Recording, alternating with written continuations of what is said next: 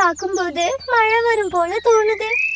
மழை வந்துச்சுன்னா நம்ம கிட்ட எந்த தானியமுமே இல்லை. அதுக்கு முன்னாடி நம்ம உணவு பொருட்களை சேகரிச்சாகணும். ஆனாலும் என்னோட முட்டைய இப்படியே வச்சுட்டு போறது பாதுகாப்பா இருக்காது அப்படின்னு யோசிச்ச மிட்டு அது முட்டை மேல நிறைய இலைகளை போட்டு மூடினது. பிறகு உணவு எடுக்கிறதுக்காக காட்டுக்குள்ள பறக்க ஆரம்பிச்சிச்சு. உணவை எடுத்துட்டு வீட்டுக்கு வந்த மிட்டு அவ கூட்டுல முட்டை இல்லாததை பார்த்து ரொம்பவே அதிர்ச்சியானா. ஐயோ, யாரு என் முட்டையை எடுத்திருப்பாங்க? கடவுளே, நாளைக்கு இந்நேரம் என் குழந்தை வெளியில வந்திருப்பா. யாரு என் முட்டைய திருடுறதுன்னே தெரியல. எதுக்கும் பக்கத்துல இருக்க பறவைங்க கிட்ட கேட்டு பார்க்கலாம். அப்படி யோசிச்ச மிட்டு பிறகு பக்கத்து வீட்டை நோக்கி பறக்க ஆரம்பிச்சா. அவளோட பக்கத்து வீடான மீனுவோட வீட்டுக்கு வந்தா. மீனு, யாரோ என் முட்டைய திருடிட்டாங்க. இந்த பக்கமா யாராச்சும் முட்டையோட போறது நீ பாத்தியா? ஐயோ, என்ன மட்டும் சொல்ற? உன் முட்டைய திருடிட்டாங்களா? ஆமா மீனு, நான் ரொம்ப பாதுகாப்பா இலைகளை போட்டு மூடிதான் வச்சிருந்தேன். ஆனா திரும்பி வந்து பாக்குறப்போ கூட்டுல இருந்த என் முட்டைய காணும். மிட்டு, தயவு செஞ்சு அழாத மிட்டு. கண்டிப்பா உன் குழந்தைக்கு எதுவுமே ஆயிருக்காது. இன்னைக்கு ஒரு ராத்திரி பொழுதுக்கோ. காலையில பொழுது விடிஞ்சதும் நம்ம சீக்கிரமா போய் உன் முட்டை எங்க இருக்குன்னு சொல்லி தேடலாம் அப்படின்னு சொல்லி மிட்டுவுக்கு ஆறுதல் சொன்னா. பிறகு மறுநாள் காலையில பொழுதும் விடிஞ்சது.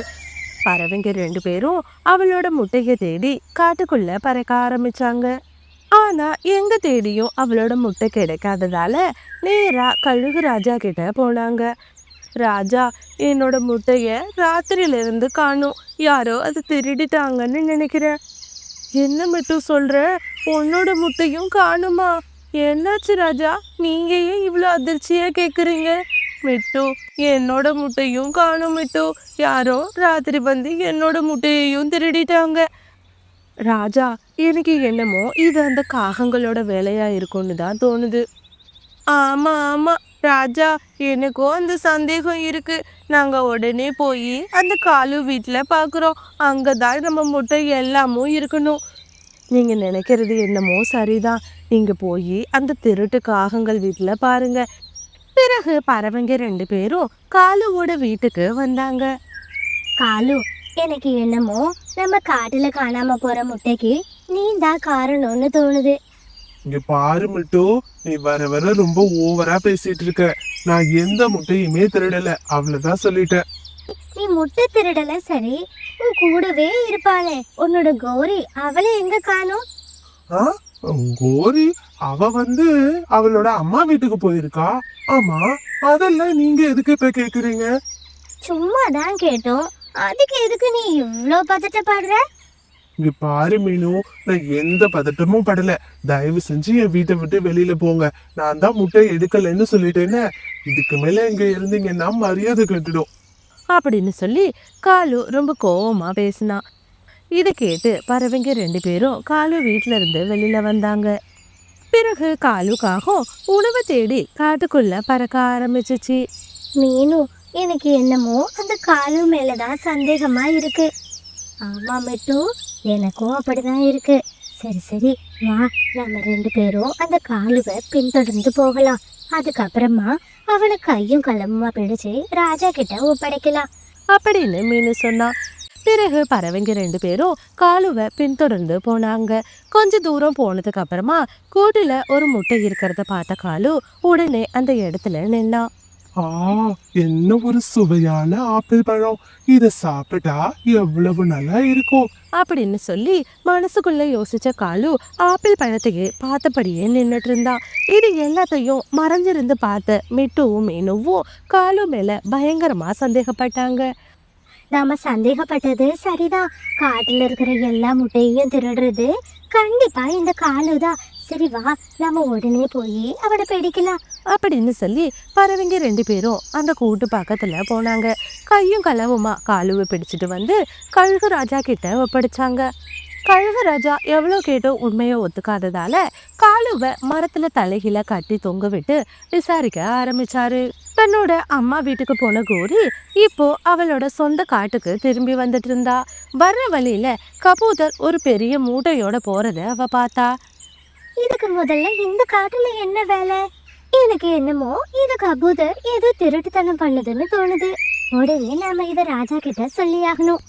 அப்படி யோசிச்ச கோரி பிறகு ராஜாவை பார்க்கறதுக்காக வேகமா பறந்து வந்தா. ராஜா கிட்ட போன கோரி அங்க தன்னோட கணவர் காலு மரத்துல தலைகீழ தொங்குறத பார்த்து ரொம்பவே அதிர்ச்சியானா. ராஜா, என்னாச்சு? எதுக்காக என் காலுவை இப்படி கட்டி வச்சிருக்கீங்க? ஏ கோரி, நீயும் காலுவும் சேர்ந்து எல்லாரோட முட்டையையும் திருடி இருக்கீங்க. ஒழுங்கு மரியாதையா சொல்லு, திருடின முட்டையெல்லாம் எங்க வச்சிருக்க?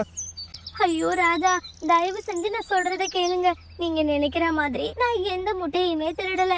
காலுவும் எந்த முட்டையுமே திருடல. இங்க பாருங்க, நான் உங்களை பார்க்க வந்ததே ஒரு முக்கியமான விஷயத்த சொல்லதான். இப்பதான் நான் என் அம்மா வீட்ல இருந்து வர்றேன். அங்கதான் நம்ம கபூத்தரை நான் பார்த்தேன். அது ஏதோ ஒரு பெரிய மூட்டையை எடுத்துக்கிட்டு அங்க இருக்கிற ஒரு குகைக்குள்ள போனுச்சு. அதை உங்ககிட்ட சொல்லலான்னு தான் நான் வேகமா ஓடோடி வந்தேன். நீங்க என்னடானா காலுவை போய் இப்படி கட்டி வச்சிருக்கீங்க. ராஜா, எனக்கு என்னமோ கௌரி சொல்றது உண்மையா இருக்கும்னு தான் தோணுது. அந்த கபூதர் தான் எல்லா முட்டையையும் எடுத்துட்டு போகுதுன்னு நினைக்கிறேன். பிறகு பறவைங்க எல்லாருமா சேர்ந்து கோரி சொன்ன அந்த காட்டுக்கு போனாங்க. அங்க ஒரு மூட்டையோட வந்த கபூதரை கையும் கைவுமா பிடிச்சாங்க. ஏய், இவ்வளோ நாளா எங்க எல்லாரோட முட்டையையும் திருடுறது நீதானே? ராஜா, தயவு செஞ்சு கோவப்படாதீங்க. நான் சொல்றது கொஞ்சம் பொறுமையா கேளுங்க. அந்த குகையில ஒரு கொடூர ஓனாய் ஒண்ணு வாழ்ந்துட்டு இருக்கு. அது என்னோட குழந்தை கிக்கிய பிடிச்சு வச்சுக்கிட்டு தினமும் அதுக்கு பறவைங்களோட முட்டையை நான் எடுத்துட்டு வந்து கொடுக்கணும். அப்படி இல்லைன்னா அது என் குழந்தைய சாப்பிட்டுருவேன்னு சொல்லுது. அதனாலதான் நான் உங்க எல்லாரோட முட்டையையும் திருடிட்டு போனேன். தயவு செஞ்சு என்ன மன்னிச்சிருங்க அப்படின்னு சொல்லி கபூதர் அழ ஆரம்பிச்சிச்சு. பிறகு பறவைங்க எல்லாரும் ஒன்னா சேர்ந்து திட்டம் தீட்ட ஆரம்பிச்சாங்க. பிறகு எப்பவும் போல கபூதர் முட்டைகளை எடுத்துக்கிட்டு குகைக்குள்ள போனுச்சு. மறைஞ்சிருந்து பார்த்த பறவைங்க திடீர்னு குகைக்குள்ள வந்தாங்க. எல்லா பறவைங்களுமா சேர்ந்து குகைக்குள்ளேயே வச்சு ஓநாய தாக்க ஆரம்பிச்சாங்க. பறவைங்க அழிச்ச அடியில ஓநாய் அந்த இடத்துலயே மயங்கி கீழே விழுந்தது. உடனே கிக்கிய காப்பாத்தி குகையிலிருந்து வெளியில கூட்டிட்டு வந்தாங்க. பிறகு எல்லா பறவைங்களும் ஒன்னா சேர்ந்து அவங்க காட்டுக்கு மறுபடியும் பறக்க ஆரம்பிச்சாங்க. இந்த மாதிரி ஸ்டோரிஸை தொடர்ந்து பார்க்கணும்னு நினைச்சீங்கன்னா மறக்காம நம்மளோட மீனு கார்ட்டூன் தமிழ் சேனலை சப்ஸ்கிரைப் பண்ணுங்க.